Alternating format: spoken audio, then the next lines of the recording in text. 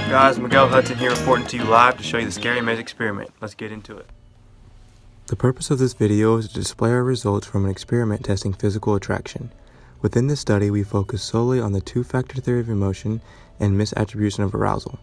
The scary maze is a spin-off of the shaky bridge phenomenon. This phenomenon is due to the misattribution of arousal theory.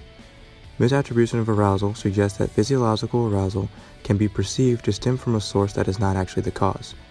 To study this phenomenon, researchers had a control group use a bridge that did not provoke fear, and a test group that used a fear-provoking bridge.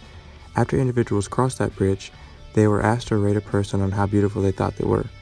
Their research shows that the fear-provoking bridge subjects rated the person higher than that of the control.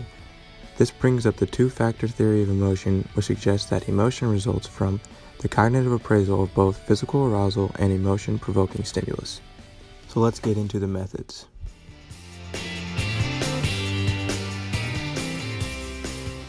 Alright guys, so for our shaky bridge phenomenon or our fear-provoking stimulus, we use an app called Scary Maze. Our Scary Maze experiment has the same structure of the shaky bridge phenomenon, where individuals will take a maze and be shown this face and get scared, and then asked to rate a person on how beautiful they think they are on a scale of 1 to 5, 5 being the most beautiful.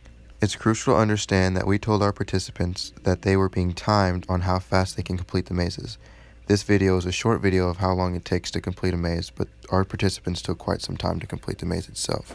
For our study, we had 3 participants take the maze and get scared, and we had 3 participants be the control group and were just asked to rate the person on how beautiful they thought they were. This would allow us to compare the data of the people that took the maze and got scared to the people that just were asked to rate the person on how beautiful they thought they were.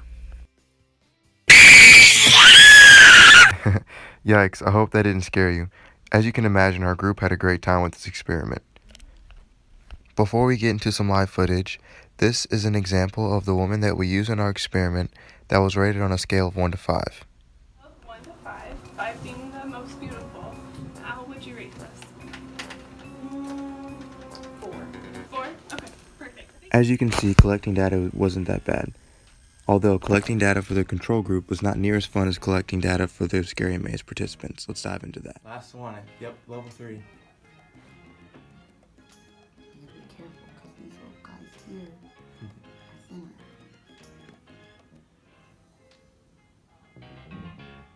Oh, I don't like this. God damn it, you guys! That is Don't worry, no cell phones were harmed in the making of this video. Now getting into the results section. Through our experiment, we found that our control group averaged the woman's beauty at a 3.3, whereas the Scary Maze participants had an average beauty score for the woman of a 5.0. In our conclusion, we found that because of the misattribution theory, people who are scared will rate a woman more beautiful due to a fear-provoking stimulus.